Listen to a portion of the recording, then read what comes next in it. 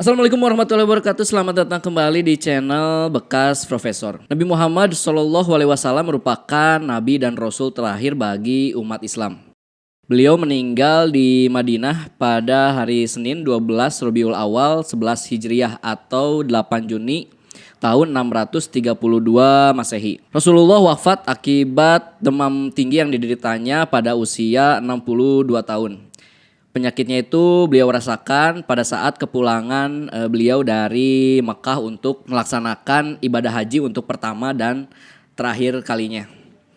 Nah, sedikit orang yang tahu bahwa makam Rasulullah itu terletak di kamar istrinya yaitu Siti Aisyah.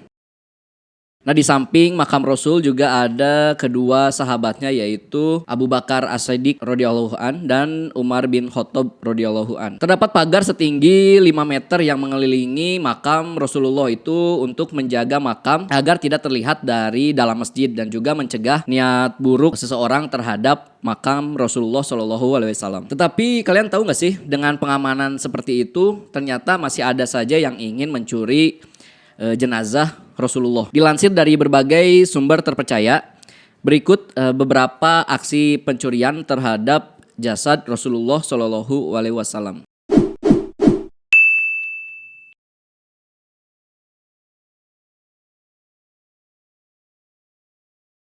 Kisah pencurian jasad Rasulullah pertama kali dilakukan pada masa Al-Hakim bi Amrillah Al-Ubaidi. Al-Hakim merupakan seorang raja dari Daulah Fatimiyah. Peristiwa itu tertuang dalam buku sejarah Masjid Nabawi Asy-Syarif yang ditulis Muhammad Ilyas Abdul Ghani. Dalam bukunya ditulis bahwa sang raja sempat memeluk agama Islam. Sayangnya kemudian ia menjadi zolim. Sang raja mendapatkan ide mencuri jasad Rasulullah SAW dari seseorang. Nah, alasannya dengan ia mencuri jasad Rasul, maka hal itu akan menarik perhatian dunia pada negerinya. Sehingga negerinya bisa menggantikan Madinah dan banyak orang-orang yang berkunjung ke sana. Nah, pada saat malam perencanaan pencurian, semua niat jahat itu pun kandas. Karena rencana itu menjadi gagal karena Allah Subhanahu wa taala mengirimkan angin besar ke Madinah yang membuat bumi terguncang. Meski Al-Hakim pernah gagal pada percobaan pertama untuk mencuri jasad Rasul, hal itu tidak memberikannya efek jera, malah ia berinisiasi untuk melakukannya kembali. Kali ini dia menyuruh prajuritnya untuk memasuki Madinah. Rencana itu pun berjalan mulus karena prajurit Al-Hakim berhasil masuk ke Madinah dan mulai menggali tanah untuk membuat terowongan menuju makam Rasul. Tetapi rencana itu terpaksa gagal untuk kedua kalinya. Ketika mereka sedang menggali tanah, terdengar seruan di tengah masyarakat Madinah. Nabi kalian akan digali, entah dari mana itu suaranya ya. Tiba-tiba muncul ada suara di tengah-tengah masyarakat. Dan mendengar itu masyarakat langsung merespon seruan itu. Mereka pun akhirnya menangkap basah prajurit Al-Hakim yang tengah menggali terowongan. Ia pun langsung ditangkap dan diberikan hukuman. Sesungguhnya hanya pertolongan dari Allah lah yang dapat menghentikan niat jahat itu.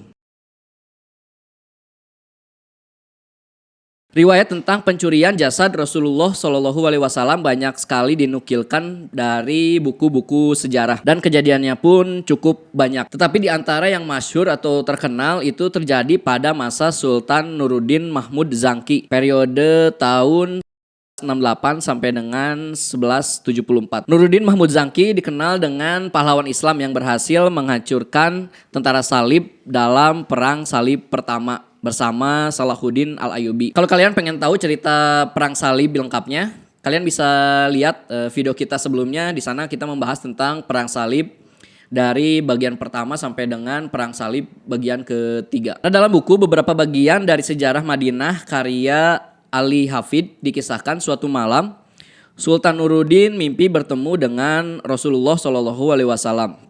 Dalam mimpi itu Rasul memanggil nama Nuruddin dan menyerukan agar segera pergi ke Madinah karena ada 2 orang kulit putih yang hendak menyakiti beliau. Nah, bermimpi seperti itu Sultan Nuruddin pun tersentak dan kemudian terbangun dari tidurnya.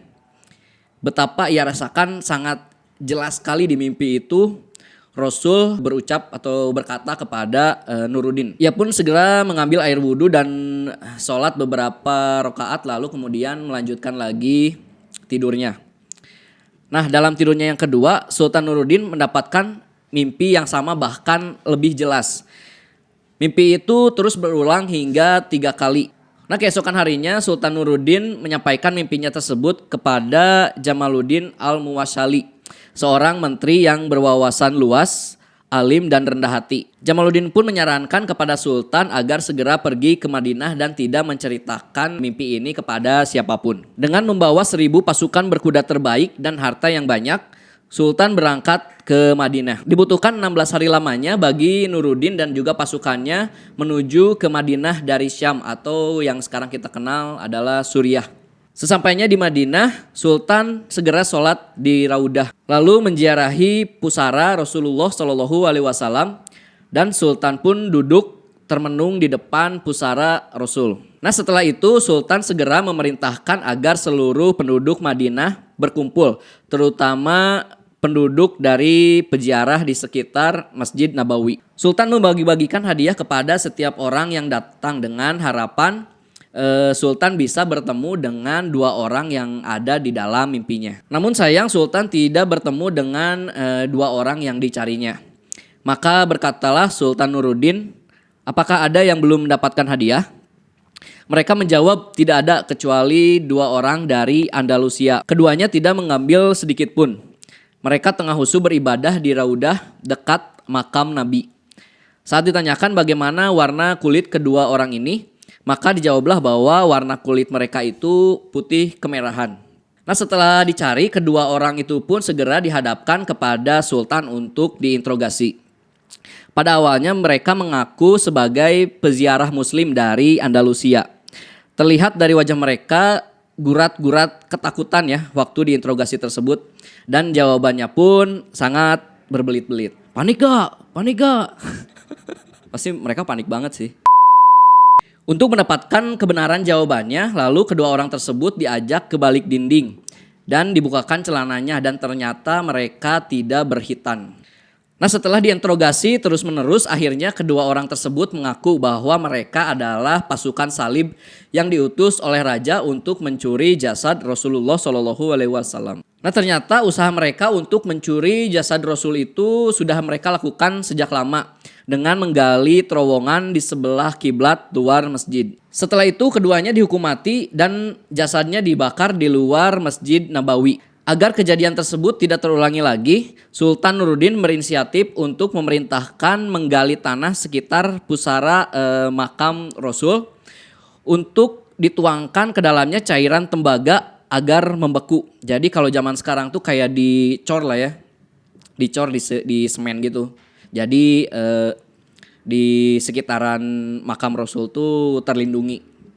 Ya mungkin dulu belum ada semen ya, jadi makanya pakai tembaga. Nah, kenapa sih tentara salib mau mencuri jasad Rasulullah?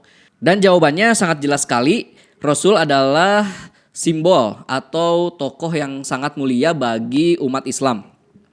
Semua yang ada pada Rasul memiliki nilai yang tak terhingga, termasuk pusara dan juga jasad beliau. Dan bagi pasukan salib, seandainya mereka mampu mencuri jasad Rasulullah, itu adalah hal yang sangat luar biasa bagi mereka. Sebaliknya bagi umat Islam, peristiwa itu teramat memalukan dan bisa meruntuhkan mental.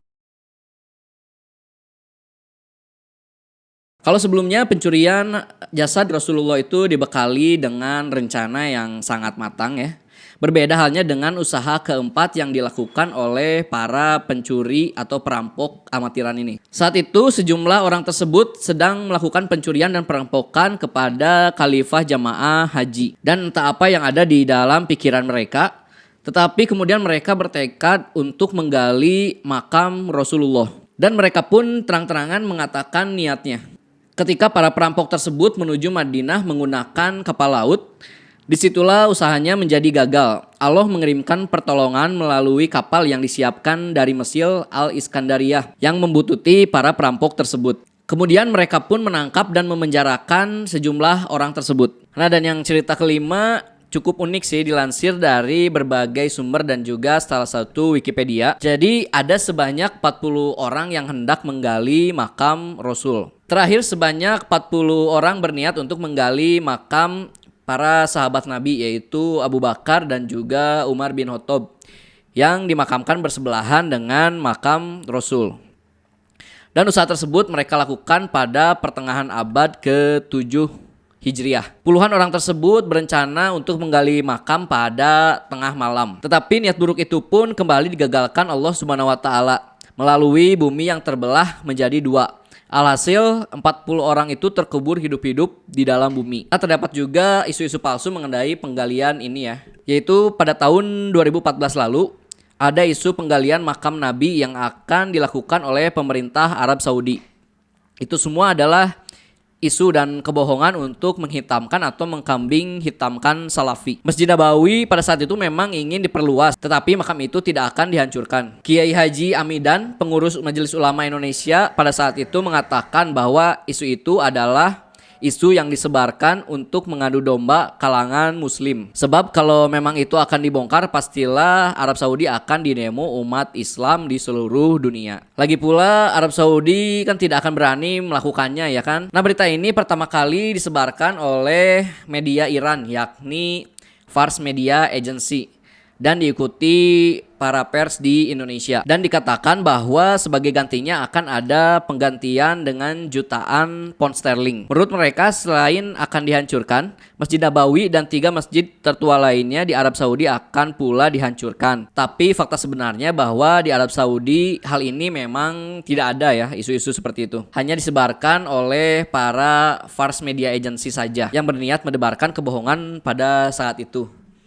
Ya, mereka pengen bikin ricu umat Islam sih intinya. Nah, selain dari itu, kabar kebohongan ini juga dikutip dari The Independent dan juga Daily Mail yang berkantor pusat di Inggris. Mereka menyebar berita pada September 2014. Kabar ini diambil dari sebuah dokumen setebal 61 halaman, yakni Jurnal Ilmiah Presidensi Umum Urusan Masjidil Haram dan Masjid Nabawi yang diterjemahkan secara serampangan dan dengan jalan mencuri berita. Pimpinan redaksi Koran Mekah yaitu Muwafaq An-Nuwasyar menuding 2 surat kabar ini secara serampangan mengambil berita dan salah terjemah, sehingga Koran Independen jatuh dalam perangkap kesalahpahaman. Dengan mudahnya kaum muslim Indonesia terpancing dengan berita ini, sehingga ada pernyataan dari Duta Besar Indonesia kepada Saudi Arabia, Mustafa bin Ibrahim Al-Mubarak, sebagaimana menurut Menteri Agama Lukman Hakim Saifuddin bahwa Arab Saudi memang tidak ada rencana untuk memindahkan makam dan memiliki komitmen yang tinggi menjaga keberadaan makam tersebut. Selain itu, Menteri Agama menghimbau semua ormas Islam Indonesia supaya tidak perlu menguras tenaga dan emosi hanya karena berita yang beredar tidak jelas. Ya, banyak sekali sih media-media barat yang ingin memecah belah umat Islam, apalagi di Indonesia gitu kan, dengan populasi muslim terbesar dan juga orang-orang Indonesia ini gampang sekali untuk diprovokasi. Itulah beberapa cerita tentang usaha pencurian makam atau jasad Rasulullah Shallallahu Alaihi Wasallam, yang tentunya sebenarnya masih banyak sekali cerita-cerita yang lain ya. Gua cuman menceritakan sebagian kecilnya saja, yang tentunya semua usaha pencurian itu gagal atas pertolongan Allah Subhanahu wa taala. Like apabila suka dan juga dislike apabila tidak suka. Dan apabila suka jangan lupa komen dan subscribe, karena support kalian ini sangat membantu sekali channel ini agar bisa terus berkembang. Oke? Sampai jumpa lagi di kisah berikutnya dan wassalamualaikum warahmatullahi wabarakatuh.